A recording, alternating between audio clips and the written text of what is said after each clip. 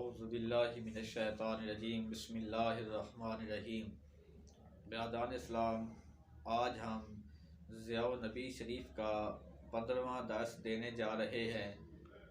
تو ہم بیان کرتے آ رہے تھے اہل عرب کے رسم و رواج، ان کی خرافات کو، کہ انہوں نے کس قسم کے رسم و رواج کو اپنایا ہوا تھا کہ جس کے اوپر انسان کو ہنسی آتی ہے۔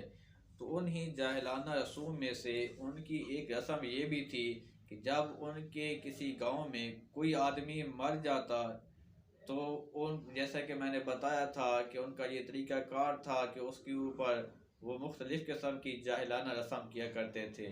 اسی طرح ان میں سے ایک رسم یہ بھی تھی کہ جب کوئی شخص کسی ایسے گاؤں میں داخل ہونے کا ارادہ کرتا جس میں کوئی وبا پھوٹی ہوتی تو اس سے بچنے کے لیے اور وہاں کے جو جن ہیں ان کے شر سے اپنے آپ کو محفوظ رکھنے کے لیے وہ آدمی اس گاؤں کے دروازے کے اوپر کھڑا ہو جاتا، کھڑا ہو کر گدے کی طرح وہ رینگنا شروع کر دیتا اور گدے کی طرح رینگتا اور پھر خرگوش کا ٹخنا اپنے گلے کے اندر لٹکا لیتا۔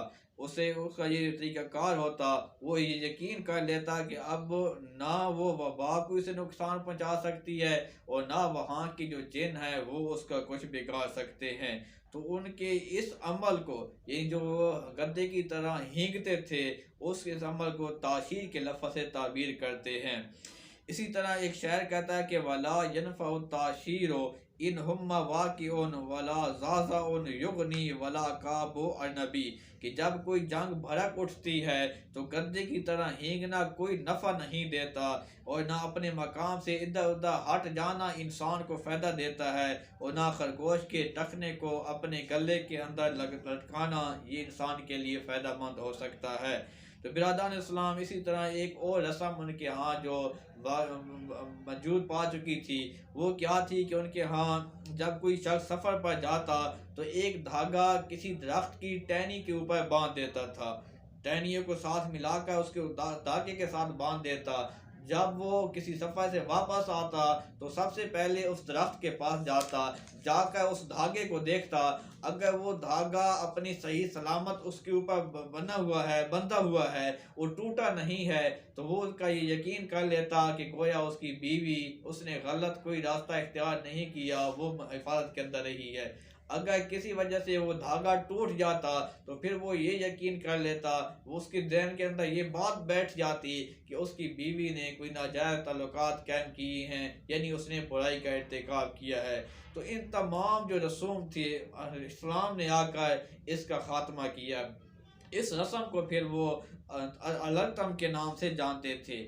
ان کی ایک رسم یہ بھی تھی کہ اگر کسی شریف آدمی کو قتل کر دیا جائے تو اور وہ عورت جس کا بچہ زندہ نہ رہتا ہو، یعنی جس کا بچہ مر جاتا ہو، تو اس عورت کو وہ کہتے کہ تو اس جو شریف آدمی کی لاش ہے وہ اس کو روند کر چلی جائے۔ اگر وہ ایسا عمل کرتی تو ان کے نظریے کے مطابق پھر اس عورت کا جو بچہ ہوتا وہ نہیں مرتا، یعنی وہ بچ جائے گا۔ تو بہت سی ایسی ہیں کہ جو ان کے جاہلانہ رسومات ہیں کہ جن کے اوپر انسان کو ہنسی آتی ہے کہ ان کا طریقہ کار کیا تھا۔ ایک ان کے یہ بھی تھی کہ ان کے ہاں مقتول کی دیت عام طور پر 100 اونٹ ہوا کرتی تھی۔ 100 اونٹ قاتل پوری دیت کو ساتھ لے کر وہ اپنے قوم کے معززین کی جماعت کے ہمراہ مقتول کے وارثوں کے پاس جاتا، اس کو جا کر کہتا کہ تم یہ دیت لے لو، اس کے بدلے میں جو ہمارا قاتل ہے اس کو معاف کر دو۔ اگر قاتل کوئی طاقتور آدمی ہوتا، مقتول کے جو ورثاء ہوتے ہیں وہ اگر طاقتور آدمی ہوتے تو وہ قاتل سے بدلہ لیتے، یعنی کہ ساتھ لیتے۔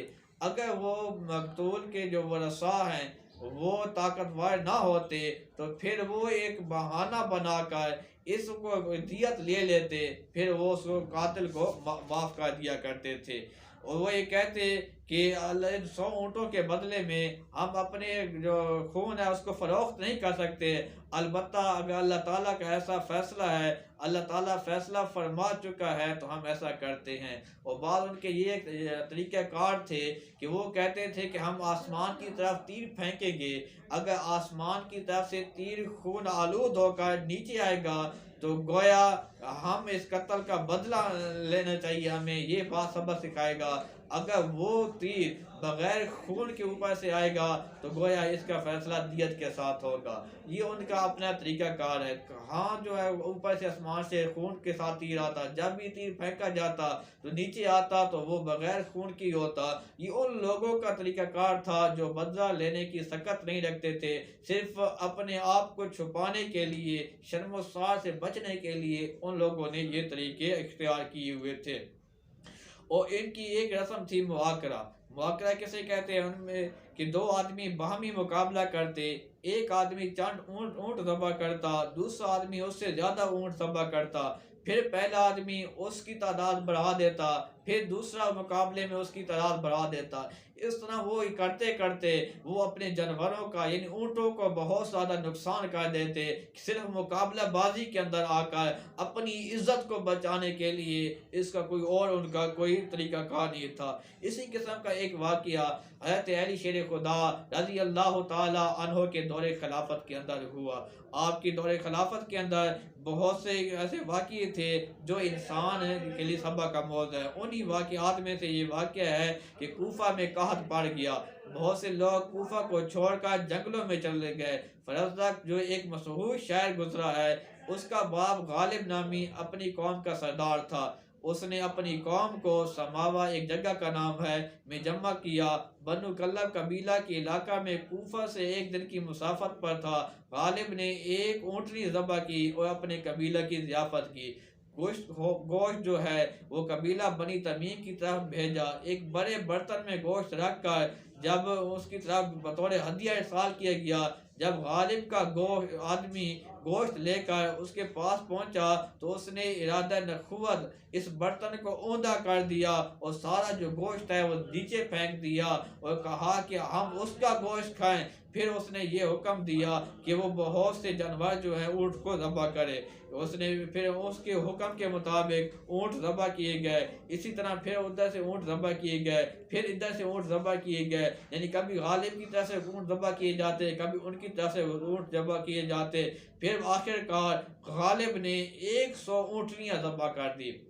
جب اس نے دیکھا کہ غالب نے 100 اونٹنیاں ذبح کر دی، وہ اس سے عاجز آ گیا، اس کے پاس وہاں اونٹنیاں موجود نہ تھی، تو گویا اس نے پھر وہ معافی مانگ لی، وہ وہاں سے ملامت کرتے ہوئے چلا آیا۔ جب وہ اپنے گھر کے اندر آیا، اپنے علاقے کے اندر، پھر اس کی قوم نے اس کو ملامت کرنا شروع کر دیا کہ اگر تیرے اندر ہمت نہیں تھی تو تو مقابلہ کرتا کیوں تھا؟ اگر تیرے اندر طاقت نہیں تھی تو نے مقابلہ کیا کیوں ہے؟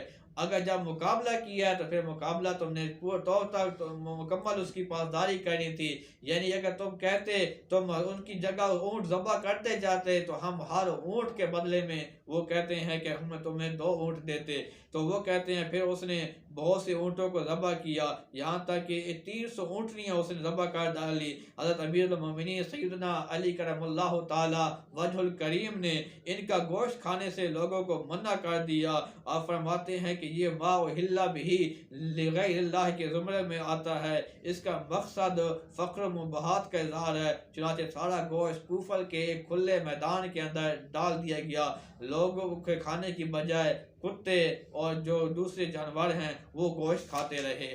تو برادران اسلام، یہ ان لوگوں کے طریقہ کار تھے۔ پھر اسلام جب آیا تو اسلام نے ہر ایسا کام کرنے سے منع کر دیا جس کے اندر انسان کا نقصان ہو، جس کے اندر جانوروں کا نقصان ہو، کیونکہ اسلام جو ہے وہ فضول خرچی سے بھی منع کرتا ہے، اسلام بے جا اسراف سے منع کرتا ہے۔ تو اسلام ہی واحد ایک ایسا عقیدہ ہے جس نے آ کر انسان کو انسانیت کا جو مقام ہے وہ یاد دلایا کہ انسان کب بنتا ہے۔ تو برادران اسلام، اگر ہم انسان بننا چاہتے ہیں تو ہمیں سیرت کے اوپر عمل کرنا چاہیے، سیرت کی کتب کا مطالعہ کرنا چاہیے۔ جب ہم سیرت کی کتب کا مطالعہ کریں گے تو ہمارے سامنے یہ بات آئے گی کہ وہ لوگ جن کو اللہ کریم نے اتنا مال دیا تھا، اگر وہ رسوا ہوئے، ذلیل ہوئے، تو ان کی رسوائی کے کیا اسباب تھے۔